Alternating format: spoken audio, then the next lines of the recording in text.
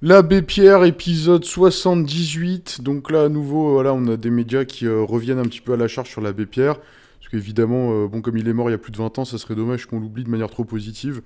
Donc voilà, donc ça remet un peu une petite pièce dans la machine. Mais déjà, comment ça va, vous? Voilà, je pense que c'est important un petit peu de prendre le temps comme ça. N'oubliez pas de vous abonner, de liker. C'est très important pour la chaîne et qu'on puisse communiquer ce genre d'informations qui sont de moins en moins présentes sur Internet, etc. Puisque maintenant, il y a un consensus complètement complet, par exemple autour de l'abbé Pierre. Là, je vous explique, on est en train de nous peindre un tableau dans lequel le but va être de retenir que c'était voilà, que c'était un monstre abominable, comme ils aiment faire, etc. En effaçant complètement toute l'action de ce garçon. Donc, on va d'abord déjà regarder ça ensemble, on va regarder la vidéo, là, qu'est-ce qu'ils nous racontent de nouveau, comment est-ce qu'ils enfoncent ce sujet, et puis voilà, on va partir là-dessus. Mais d'abord, intro. Messieurs, dames, vous trouverez ici des actualités singulières tous les jours. Mettez un pouce bleu, abonnez-vous à la chaîne et activez la cloche pour ne louper aucune expertise quotidienne. Je compte sur vous, c'est très important. Puis ça fait écho hein, aux bonnes œuvres de maintenant. Hein, là, je sais pas si vous avez vu ma dernière vidéo sur Sandrine Rousseau hein, qui parle d'euthanasie des clandestins, d'euthanasie des mineurs, enfin bref. Voilà, ça c'est les choses un petit peu positives, hein, c'est le côté humaniste selon la pensance actuelle, etc. Voilà, c'est finalement une société de mort permanente, etc. Mais ceux qui ont lutté toute leur vie pour sauver un maximum de vies, on va essayer de les entacher au maximum. On parle de personnalités mortes depuis 20 ans. C'est-à-dire que, en fait, juste pour vous dire, quand quelqu'un est décédé depuis 20 ans, son niveau de dangerosité a drastiquement diminué. Voilà, c'est juste à titre informatif, parce que j'ai l'impression que les gens s'en rendent moins compte. Donc, quoi qu'il en soit, 20 ans après, 20 ans après son décès, voilà, c'est toujours une information assez intéressante. Bon, on va regarder ça, et puis on va regarder un peu ce que ça nous dit. Allez, c'est parti. Le Vatican avait-il connaissance des agissements de l'abbé Pierre dès 1955 ? Dans l'ouvrage intitulé L'abbé Pierre, la fabrique d'un saint, les journalistes Laetitia Chérel et Marie-France Etchegouin révèlent qu'une procédure judiciaire avait été réclamée par le Vatican, à laquelle l'évêque de Versailles n'a pas donné suite. Dès l'automne 1955, non seulement le haut clergé français connaissait la face noire et la dangerosité de l'abbé Pierre, mais le Saint-Siège aussi. Là, vous voyez, le narratif qui est utilisé, c'est très intéressant. Donc là, je rappelle, hein, donc on parle d'une personne décédée depuis 20 ans, donc l'agressivité, si elle a existé, a nettement diminué.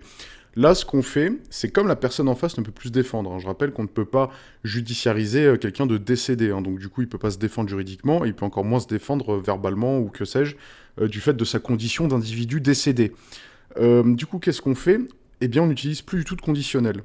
Hein, là, regardez, si je prends cet extrait-là, on nous dit, dès l'automne 1955, le haut clergé français connaissait la face. On ne dit pas le haut clergé soupçonnait la face. On nous dit pas le haut clergé avait entendu des rumeurs sur la face cachée de l'abbé Pierre. Non. On nous dit le haut clergé connaissait. Donc là, qu'est-ce qui se passe? On affirme. On nous crée tout simplement un narratif officiel basé sur du déclaratif, donc un narratif complètement officiel qui va venir remplacer l'ancien. C'est ça le projet.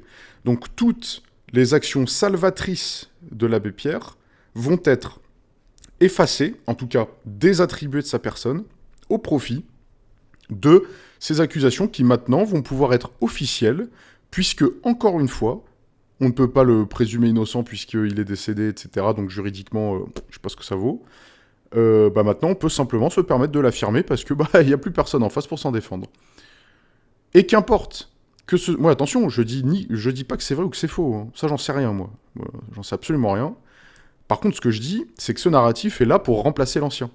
On va préférer le sale, on va préférer la noirceur, plutôt que les actions salvatrices humainement que l'abbé Pierre a mis en place pour mettre en avant et sauver, littéralement sauver des milliers de vies de personnes en grande précarité.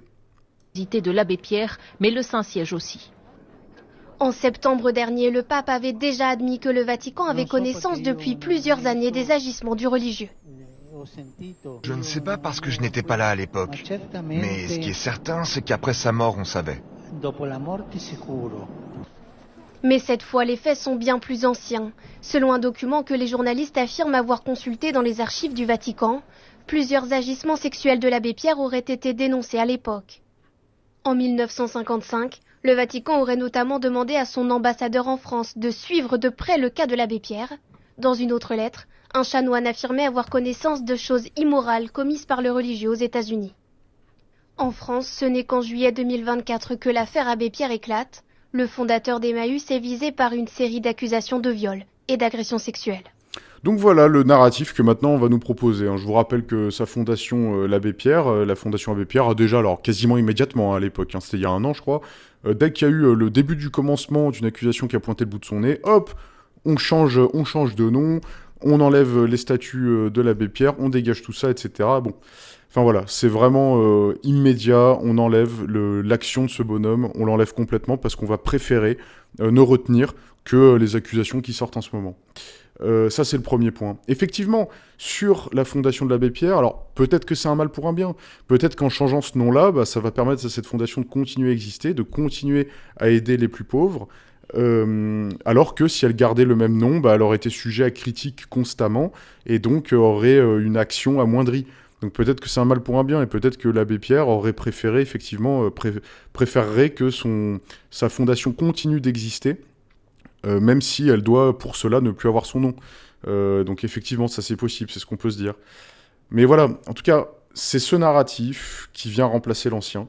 Mais bon, on va quand même faire en sorte, nous, que l'ancienne page Wikipédia, elle soit entendue au moins quelque part, parce que il faut rappeler un petit peu ce qu'est l'abbé Pierre. Ouais, parce que la nouvelle page Wikipédia, on va pas vouloir l'entendre à chaque fois sur tous les plateaux, sur toutes les sauces, etc. Quand on est sur quelqu'un qui a autant voué sa vie à sauver les autres, il va falloir le rappeler quand même. En fait, il faut savoir, quel est le gros titre de l'abbé Pierre ? Le gros titre, c'est quoi ? C'est les accusations qui ont lieu en ce moment, ou c'est la fondation du mouvement Emmaüs, mouvement Emmaüs qui, je rappelle, vient en aide aux sans-abri et aux personnes en grande précarité. D'accord ? Aujourd'hui, Emmaüs est présent dans plus de 40 pays. Voilà l'action du bonhomme. 40 pays, aujourd'hui, sa fondation continue de venir en aide les personnes en très grande précarité. Bien sûr, je pense qu'un de ses points les plus notables, voire son point le plus notable, c'est l'appel de l'hiver 1954. Et effectivement, pour ceux qui ne savent pas, son appel de l'hiver, c'est en gros, il y a une femme sans-abri qui est décédée à Paris. L'abbé Pierre ne l'a pas supporté un seul instant. Il a fait un appel poignant, officiel, à la radio, qui a suscité une vague de solidarité nationale. Ça a été un tournant dans la prise de conscience du mal-logement en France. Et alors, pour la petite anecdote, je me permets de vous dire que la trêve hivernale, vous savez ce que c'est la trêve hivernale ? La trêve hivernale, elle a été instaurée en 1956, soit 2 ans après l'appel de l'abbé Pierre. L'abbé Pierre est effectivement, indirectement, responsable de l'instauration de la trêve hivernale. Qu'est-ce que c'est que la trêve hivernale ? C'est du 1er novembre au 15 mars. Tu ne peux plus expulser un locataire qui, par exemple, ne paye pas son loyer. Pourquoi ? Parce que lors de cette période, on définit qu'il fait trop froid. C'est l'hiver, il fait trop froid, et il y a un risque grave pour la santé de la personne qui serait expulsée. Peut-être même un risque de mort. Voilà ce que permet l'abbé Pierre là-dessus. Ça, c'est quelque chose qu'on ne faisait pas avant. Donc, grâce au mouvement de ce bonhomme, qu'est-ce qui s'est passé ? Eh bien, des milliers de personnes en grande précarité, aujourd'hui, ont pu survivre et s'en sortir. Bon, bien sûr, elle a créé la fondation de l'abbé Pierre, comme on en parlait, toujours. C'est une fondation qui agit en construisant des logements sociaux, en accompagnant les personnes en difficulté, en interpellant les pouvoirs publics. Aujourd'hui, elle soutient plus de 900 projets par an en France et à l'étranger. Est-ce que vous voyez un peu l'influence qu'a eu le bonhomme sur la prise de conscience de l'aide des personnes en grande précarité, et notamment aux sans-abri ? D'accord ? C'est à chaque fois des mouvements qui non seulement ont eu un impact en France, mais à l'international également. Bon, et puis effectivement, l'abbé Pierre, c'est un engagement politique et social, on vient déjà de le voir avec ses plus grandes illustrations, beaucoup d'œuvres littéraires, toujours sur ces sujets-là. Voilà. Et ça, il va falloir que ça ne soit pas placé sous du sable. Ça, il va falloir que ça continue à être dit. Parce que si vous préférez un monde, là où, comme dans ma dernière vidéo, on voyait avec Sandrine Rousseau qui propose l'euthanasie des mineurs, l'euthanasie des clandestins, si vous préférez ce monde-là, un monde de mort, un monde de salissure, et qu'on efface toutes les immenses actions positives, en tout cas pour la survie de l'espèce humaine, qui a permis des bonhommes comme l'abbé Pierre, n'y allons pas. Allez-y si vous voulez, mais de toute façon, il va falloir se poser la question. Quand on voit l'abbé Pierre, c'est quoi le grand titre qu'on veut ? Le grand titre, là, la première page. Quand tu vois sa photo en grand, c'est quoi le grand titre ? On veut quoi comme grand titre ? On veut les accusations qui pointent leur nez en ce moment ? où on veut les actions qui ont permis à ce monsieur de sauver des milliers de vies de personnes en très grande précarité, des SDF et des sans-abri. Qu'est-ce que vous voulez? Qu'est-ce que vous préférez? Qu'est-ce que vous voulez voir? Très bien, à vous de voir. Encore une fois, hein, pour ceux qui vont me répondre, oui, mais en fait, on peut saluer cette action-là et en même temps, on peut s'offusquer de ce qu'il a fait. Déjà, ce qu'il a fait, va falloir le démontrer, parce que vu que tout le monde en parle de manière affirmative aujourd'hui, j'imagine que ça ne repose pas que sur du déclaratif, mais aussi sur des preuves matérielles. Eh bien déjà, ça, montrez-les. Je serais curieux de voir ça. Ensuite, effectivement, si ce truc-là était démontré ou d'une vérité absolue, etc., très bien. Mais vous allez voir, lorsqu'on s'offusque de quelque chose, ça prend toujours le pas sur les choses dont on ne s'offusque pas. Donc toutes les bonnes actions seront complètement effacées au profit des passions tristes. C'est la classique. Vous le verrez dans les années qui arrivent. Donc à vous de voir là-dessus. À vous de voir qu'est-ce qu'on retient davantage. Est-ce que le narratif qu'on est en train de nous construire est le narratif qu'on veut entendre?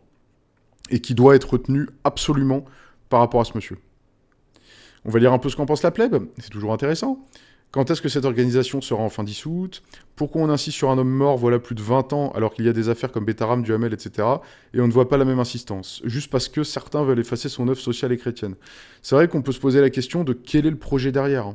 On parle d'un mec mort depuis plus de 20 ans. Qu'est-ce que vous allez le déterrer pour lui pisser dessus comme ça? Quel est le projet? Quelle est votre ambition? C'est magnifique ce que vous faites, vraiment c'est grandiose. Je vois beaucoup d'articles aujourd'hui qui parlent de ce que le Vatican savait. Il y a eu un doc sur France 2 ou sur une autre chaîne qui parlait déjà de ces archives du Vatican.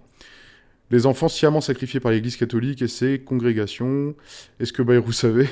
La loi sur le secret des archives et la justice était claire sur ce sujet, donc pourquoi ce manquement sur la loi sur le secret des archives et à qui profite cette affaire et quel est son but?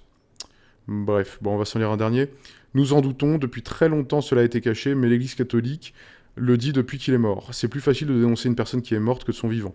Ils ont préféré faire un saint, l'hypocrisie de l'Église catholique. Alors, je peux voir la même analyse de début, mais pas du tout la même conclusion. Effectivement, c'est plus facile de dénoncer une personne qui est morte. Pourquoi? Parce qu'elle peut plus se défendre. Elle peut ni se défendre juridiquement, ni vocalement, ni oralement, ni par écrit. Enfin voilà, c'est terminé. Donc c'est pour ça que tout le monde se permet d'en parler comme si c'était une évidence maintenant. Maintenant, on nous explique que voilà, c'est absolument évident qui s'éclatait dans je sais pas quoi, dans quelle sinistre affaire. Voilà, donc c'est beaucoup plus simple effectivement d'aller accuser un mort, parce que alors là, on peut vraiment faire un lâcher de ballon, on s'éclate quoi. Bref. Bien sûr, les commentaires sont ouverts, je vous laisse me dire ce que vous en pensez. N'hésitez pas à vous abonner, à mettre des pouces bleus pour soutenir la chaîne, parce qu'évidemment, ce genre de discours sera de moins en moins entendu. Donc un soutien, ça ferait pas de mal, effectivement. Voilà, et ben moi je vous dis à la prochaine, salut.